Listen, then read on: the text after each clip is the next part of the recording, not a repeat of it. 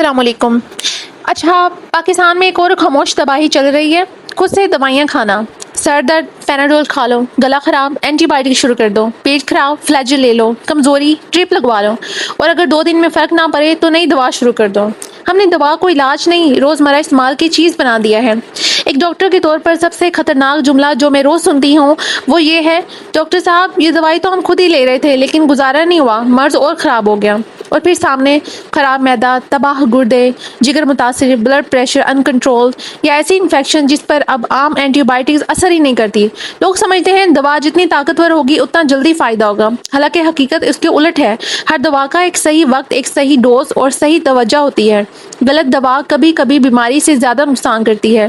پاکستان میں anti biotic resistance خطرناک حد تک بڑھ چکی ہے، سادہ انفیکشن بھی ضدی بنتے جا رہے ہیں۔ کیوں؟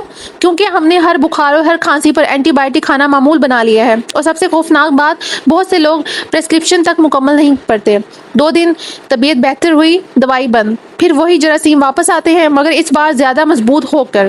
یاد رکھیں، ہر بخار پر اینٹی بائیوٹک نہیں چاہیے ہوتی، ہر درد پر ڈرپ نہیں چاہیے، ہر کمزوری وٹامن ڈیفیشنسی نہیں ہوتی، اور ہر دوا محفوظ نہیں ہوتی۔